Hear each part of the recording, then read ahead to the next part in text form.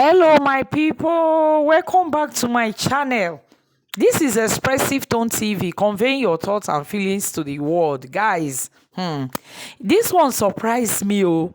If we can remember that some days ago, the Emir of Kano, the dethroned Emir of Kano, Sanusi Lamido, was re-enthroned as the Emir of Kano. We know that, some years ago he was dethroned when Ganduje was the governor of Kano State. He was dethroned from being the king.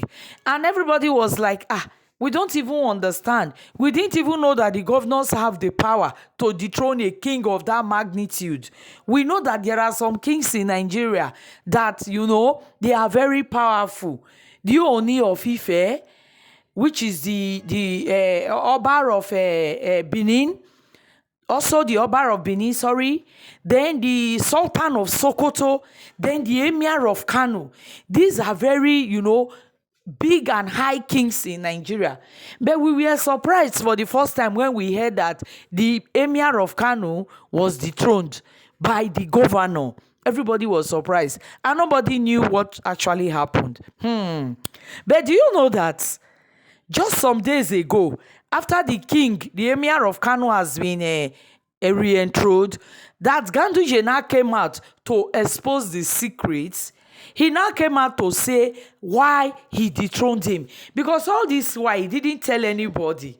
We just know that, they just came one day and they said he has been dethroned. And, he was even to be taken on exile and all that. I beg, I don't want to talk too much. I want you to listen to this man. Because in this life, you will not know when you are stepping on people's toes. Because the things that he said to me, the man is just being truthful. He's just speaking his mind. This Sanusi is somebody that is against this, the Almajiri. He believes that they should not be begging. The children should be put in school by the government and all that. So he didn't know that. In fact, let me not talk. The things are many. Please, watch the video. But before then, if you have not subscribed to my channel, please do. Press the notification bell, like the video, so that I will always give you a first-hand information the way it is. Watch video, and I will see you in my next video. Cheers. A lot of people have not heard your mind on the former Emir, Muhammadu Sanusi. Yeah. What is the real story behind the situation at the time? Well, the real story is that the Emir of Kano, the deposed Emir of Kano, did not understand the responsibilities of a traditional ruler, especially for a strong institution with that of Kano. You see, the Emir of Kano was a social critic, a celebrated social critic. And there was nothing wrong with that because he's an educated person. There's freedom of speech. Let me give you one example. When I was a deputy governor, and my former governor, Konkoso, was the governor of Kano State, Sanusi was an executive director in a bank. And he made a statement that instead of providing water in Kano State, we are building a house in Abuja. That is the house belonging to Kano State government, like any other, the lodge, the governance lodge in Asakoro. And also he said, while we were paving the roads with tiles in order those who are walking along the street can also walk smoothly, he said, instead of us renovating schools, we are putting, such pavements. So you can see that it was a social critic. Of course, in governance, you have to do so many things at the same time. You do not say you will do this, you will stop all other things. That was a social critic. I could remember my governor said either the bank should sack him, or we should withdraw our account from that bank. And the government, the bank did not sack him, so we withdrew 969 million naira from that bank. I could remember the figures precisely. You see, that was the work of a social critic. But when he became the Emir of Kano, he refused to change from that stature to the stature of a traditional ruler. He's an economist, but he failed to understand. In economics, you have to inherit assets and liability. But in economy, he only inherited the assets of the traditional institution by giving orders, staying in a mansion, dressing gorgeously, being addressed as a king. But the liability of that institution, you have to watch your words. You have to watch your tongue. And he didn't do that. That was a problem. That was the biggest problem, that he could not change his mode of life from social critic to an institution. As of now, that institution does not afford a social critic of his type. He will have problem with the society. He was destroying the institution. This tongue that you are seeing is a very dangerous organ in the body.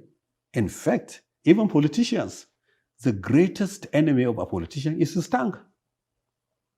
Because you said something yesterday, and today you are contradicting yourself. That is your tongue. That is why God, in His mercy, decided to provide so many layers for the tongue. You have the lips, you have the teeth,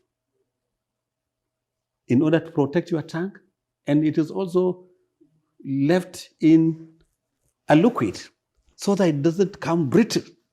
All these are arrangements in order to have a break for the tongue. But Sanusi was able to break all the walls. Even the traditional rulers, they added another layer by covering it like this. Covering like this means don't talk anyhow. If you don't know, that is the meaning of this. Don't talk anyhow. And that's why you had a problem with him. Yes, that's when we had a problem with him. He was destroying the institution. That was one thing. The second thing was that, you see, there's claim and counterclaim about the creation of emirates, additional emirates in Kano. Abubakar Rimi attempted to create emirates, and he created emirates. But unfortunately, Abubakar Rimi did not provide the legal backing to the emirates. And therefore, another governor came and changed it. So, because of public demand from those areas, that is one, demand from those areas. Two, because of history. Three, because of deepening and widening the role of traditional institution in governance. That is very, very important. These three basic reasons, we decided to create more emirates. And we didn't create them just off head like that. We followed history. We followed the demand of the people. We created the emirates. He challenged it in the court of law. When he said the law was wrong, we look at the law.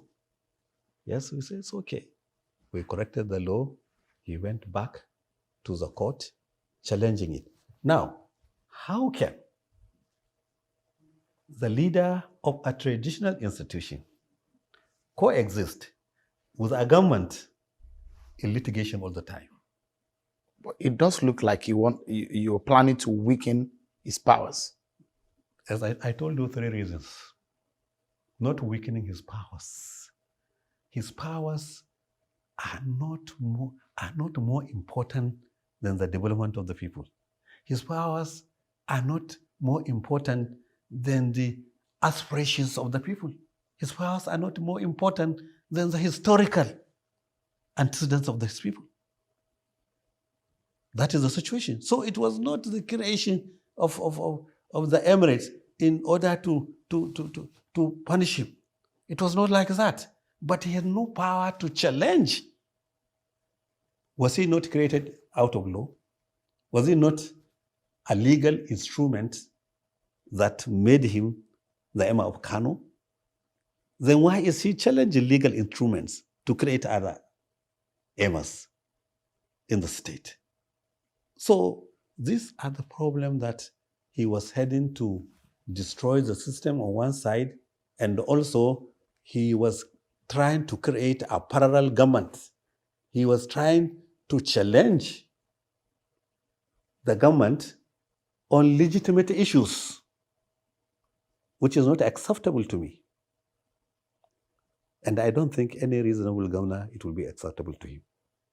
That is why we took that action. It was painful, but we had to do it in order to save the system. But look at his antecedents to start with. Was he not a governor of central bank? Was he not employed by late Yaradua? Before Yaradua died, he was criticizing the Supreme Point agenda of Yaradua. What was his problem? As a governor of central bank, he has the opportunity to go and see Yaradua either in the day or in the night to advise him, look, your 7-point agenda is faulty. Why not do it this way? Why not do it that way? Why did he go to the air? God so kind, late Yaradua could not remove him because he didn't last long. Now, look at the time of Jonathan. Jonathan inherited him from Yaradua. Jonathan allowed him to continue as a governor of central bank, and he said billions of dollars were missing. He went to the air instead of conferring with Jonathan. And then he was proved wrong.